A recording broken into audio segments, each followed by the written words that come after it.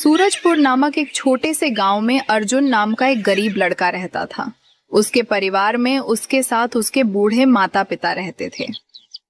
अर्जुन का परिवार इतना निर्धन था कि उनके पास न अपनी कोई जमीन थी और न ही जीवन यापन का कोई स्थायी साधन।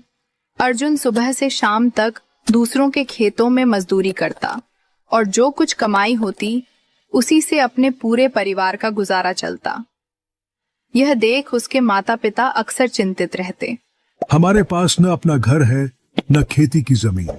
हमारा बेटा दिन रात मजदूरी करता है और बदले में उसे बहुत ही कम पैसे मिलते हैं। हम दोनों अपने बेटे पर बोझ बन गए हैं। मगर अर्जुन की माँ शांत स्वभाव से कहती, चिंता मत करो, हमारा बेटा मेहनती है, भगवान सब देख रहा है। उसने कभी किसी का बुरा नहीं किया। मेहनत और ईमानदारी से जीना ही उसकी ताकत है। एक दिन ऐसा आएगा जब अर्जुन की सारी परेशानियां दूर हो जाएंगी। अर्जुन ने बचपन से ही कठिनाइयों का सामना किया था, लेकिन उसने कभी हार नहीं मानी।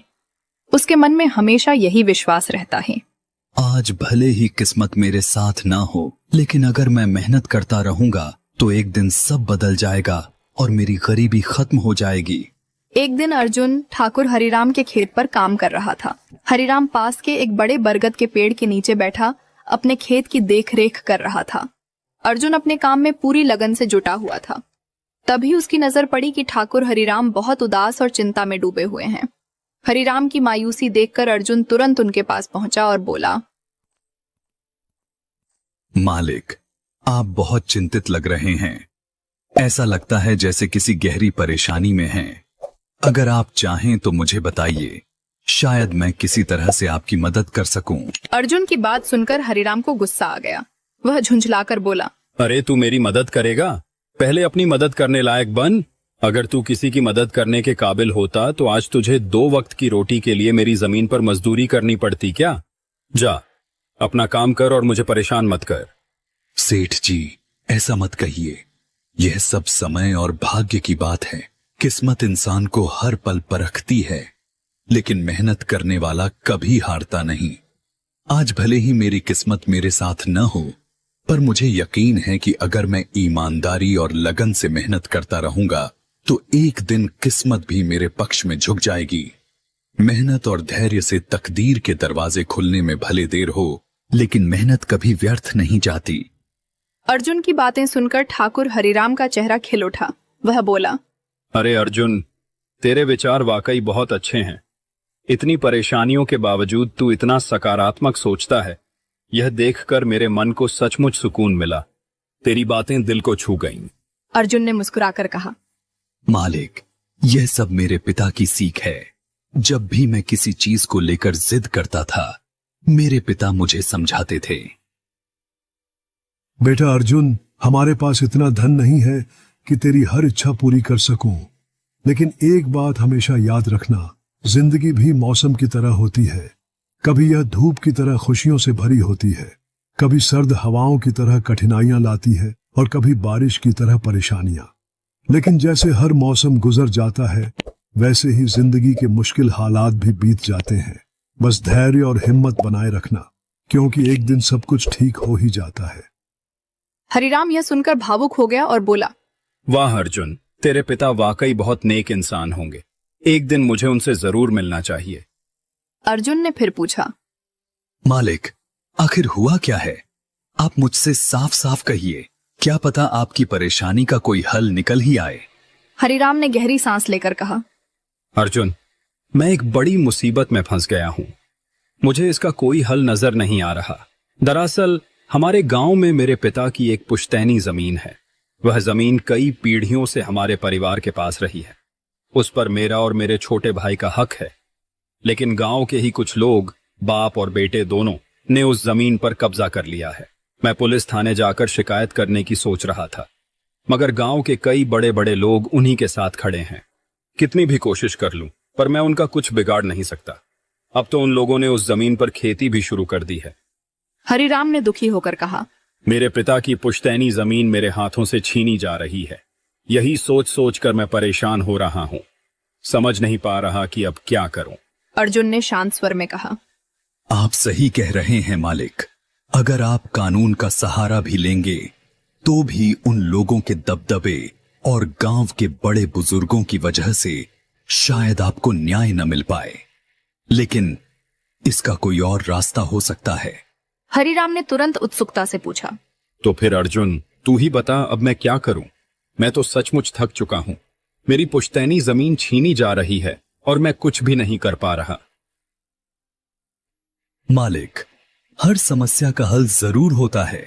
अगर आप चाहें तो मैं एक उपाय बता सकता हूं जिससे आप अपनी जमीन दोबारा हासिल कर सकते हैं। अरे तो बताना अर्जुन, आखिर वह तरीका क्या है? तब अर्जुन ने धैर्य से पूरी तरकीब समझाई। उसने बताया कि किस तरह चतुराई से और गांव के नियम कायदों के सहारे उन लोगों को उनकी असलियत के साथ बेनकाब किया जा सकता है। उसने बताया कि किस तरह चतुराई से और गांव के नियम कायदों के सहारे उन लोगों को उनकी असलियत के साथ बेनकाब किया जा सकता है। तरकीब सुनकर हरिराम की आंखों में चमक आ गई। वह बोला, वाह अर्जुन, तू तो बहुत समझदार निकला। तेरी इस योजना से तो मुझे अपनी जमीन जरूर वापस मिल जाएगी। मैं तुझसे वादा करता हूं, अगर यह योजना सफल हुई तो मैं अपनी जमीन का एक हिस्सा तेरे नाम कर दूंगा। अर्जुन ने विनम्रता से उत्तर दिया। नहीं मालिक, आप ऐसा क्यों कह रहे हैं? आप ही की वजह से मुझे और मेरे परिवार को 2 वक्त की रोटी नसीब होती है। आपकी मदद करना मेरा कर्तव्य है। मुझे आपकी जमीन का कोई हिस्सा नहीं चाहिए। ठीक है अर्जुन, तू वाकई नेक दिल इंसान है। कल से तू इस काम पर लग जा। अगले दिन अर्जुन उन बाप बेटों के पास पहुंचा जिनका नाम रघुनाथ और विजय था। वही लोग थे जिन्होंने ठाकुर हरिराम की जमीन पर कब्जा कर रखा था। हाँ। नमस्ते सेठ जी, मैं यहाँ से गुजर रहा था तो सुना कि आपके यहाँ काम के लिए मजदूर की जरूरत है। क्या मुझे भी कोई काम मिल सकता है? रघुनाथ ने आंखें तरेड़ते हुए कहा। अरे अरे, तू है कौन? किसने कह दिया कि हमें मजदूर की जरूरत है? यहाँ किसी मजदूर की कोई जरूरत नहीं है। अर्जुन विनम्रता से बोला। सेठ जी, मैं एक गरीब मजदूर हूँ। पास के गांव में रहता हूँ और काम की तलाश में भटकता रहता हूँ। रोज कहीं न कहीं मेहनत मजदूरी करके पेट पालता हूँ। कभी खेती बाड़ी में हाथ बंटा लेता हूँ तो कभी कोई और काम कर लेता हूँ। यह तो ठीक है, लेकिन हमारे यहाँ फिलहाल किसी मजदूर की जरूरत नहीं है। सेठ जी, मैंने तो सुना था कि आप लोग इस गांव के सबसे बड़े जमींदार हैं। बहुत सारी जमीन है, इसलिए मुझे लगा कि यहाँ हमेशा मजदूरों की जरूरत रहती होगी। सोचा शायद मुझे भी कोई काम मिल जाए। रघुनाथ ने फिर कठोर स्वर में कहा। भाई मैंने साफ कह दिया ना, हमें किसी मजदूर की जरूरत नहीं है। अर्जुन हल्के से मुस्कुराया और बोला। अच्छा, इसका मतलब हरिराम सेठ आपके बारे में सही कहते थे। यह सुनकर रघुनाथ और विजय चौंक गए। दोनों एक साथ बोले। क्या कहा? हरिराम ने हमारे बारे में क्या कहा? अर्जुन ने लापरवाही से हाथ हिलाते हुए कहा। अरे नहीं सेठ जी, कुछ खास नहीं। खैर, आपके यहाँ तो काम नहीं है तो मैं कहीं और देखने चला जाता हूँ। अर्जुन वहां से जाने के लिए मुड़ा ही था कि रघुनाथ और विजय को शंका हुई। उन्होंने तुरंत अर्जुन को रोक कर कहा। ठहरो, हमें साफ साफ बताओ, हरिराम ने हमारे बारे में आखिर क्या कहा है? अरे भाई, इधर आओ, शायद तुम्हारे लिए हमारे पास एक काम हो। धन्यवाद सेठ जी, बताइए क्या काम है? आप जो भी काम कहेंगे मैं करने के लिए तैयार हूँ। आखिर मेरे बूढ़े माता पिता का पेट पालना है। सब्र रखो, काम तो हम तुम्हें बता ही देंगे। पहले यह बताओ, हरिराम हमारे बारे में क्या कह रहा था? सेठ जी, मैं पहले ठाकुर हरिराम के यहाँ काम करता था, लेकिन वह बहुत कंजूस और रूखा इंसान है। मैं वहां दिन रात मेहनत करता था, पर इतनी मेहनत के बाद भी वह मुझे सही मजदूरी नहीं देता था। कल इसी बात पर मेरी उससे कहासुनी हो गई। फिर क्या हुआ? उसने हमारे बारे में क्या कहा? अर्जुन ने गहरी सांस लेकर कहा। जब मेरी हरिराम से बहस हो रही थी तब उसने मुझे कहा कि पूरे गांव में उससे ज्यादा कोई मजदूरी नहीं देता। इस पर मुझे गुस्सा आ गया और मैंने कह दिया कि गांव के सबसे बड़े जमींदार रघुनाथ सेठ और विजय सेठ अपने मजदूरों को सबसे अच्छी मजदूरी देते हैं। इसी वजह से आपके यहां हमेशा मजदूर काम करने के लिए तैयार रहते हैं। यह सुनकर रघुनाथ ने गर्व से कहा। हाँ भाई, तूने बिल्कुल सही कहा। आखिर हम इस गांव के सबसे बड़े जमींदार हैं। हमारा फर्ज है कि जो भी मजदूर हमारे यहाँ काम करे उसे उसकी मेहनत के हिसाब से सही मजदूरी मिले। वाह सेठ जी, आपने बहुत नेक बात कही। हरिराम सेठ तो कभी भी आपकी बराबरी नहीं कर सकता। अर्जुन की मीठी और समझदारी भरी बातों में रघुनाथ और विजय पूरी तरह फंस गए। वे दोनों खुश होकर बोले, चलो अब काम की बात करते हैं। तुम हमें अच्छे इंसान लगते हो। हमारे खेतों में काम करने के लिए हमें तुम्हारे जैसे ही किसी मजदूर की जरूरत थी। कल से ही काम पर आ जाना। अर्जुन ने धन्यवाद दिया और अगले दिन से ही उनके खेतों पर काम करने लगा। कुछ दिन ऐसे ही बीत गए। एक दिन रघुनाथ अपने बेटे विजय से बोला, विजय बेटा, यह अर्जुन तो बहुत ही मेहनती है। यह अकेले ही 4 लोगों का काम कर देता है। अच्छा हुआ कि हमने इसे अपने पास रोक लिया। विजय ने हामी भरते हुए कहा, हाँ पिताजी, आप बिल्कुल सही कह रहे हैं। अर्जुन वाकई बहुत मेहनती है। इसके जितना काम शायद ही कोई और कर पाए। यह पूरे दिन खेत पर जी जान से लगा रहता है। धीरे धीरे अर्जुन की मेहनत और लगन ने रघुनाथ और विजय का दिल जीत लिया। कुछ दिन और बीत गए। एक शाम दोनों बाप बेटे अपने खेतों का दौरा करने निकले। जब वे खेत पर पहुंचे तो देखा कि अर्जुन अभी तक काम में जुटा हुआ है। रघुनाथ, अरे अर्जुन भाई, अब तो रात होने वाली है। तुम अभी तक काम में लगे हो। अब घर जाओ और आराम करो। सेठ जी, हमारी किस्मत में आराम कहाँ।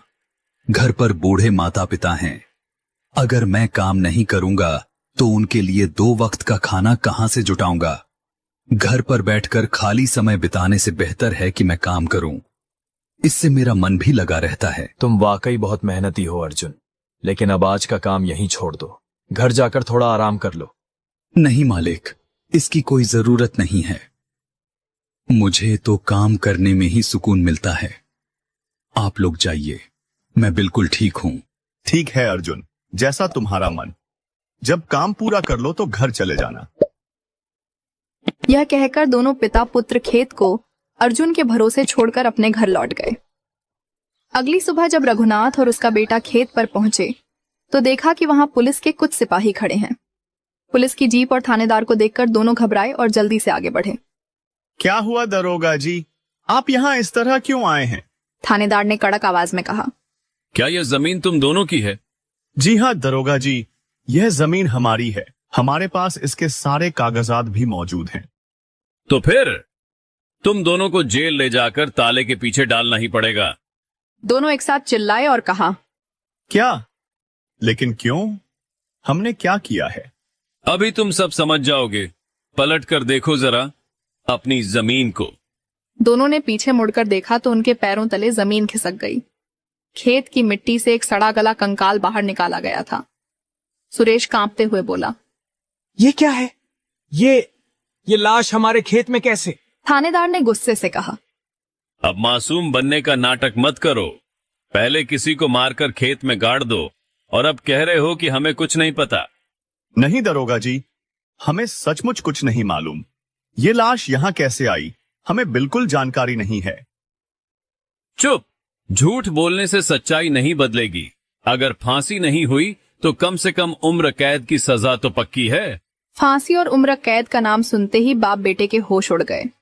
दोनों पुलिस वालों के सामने हाथ जोड़कर दया की भीख मांगने लगे। थानेदार ने सख्त आवाज में कहा, देखो, अब कोई चालाकी मत करना।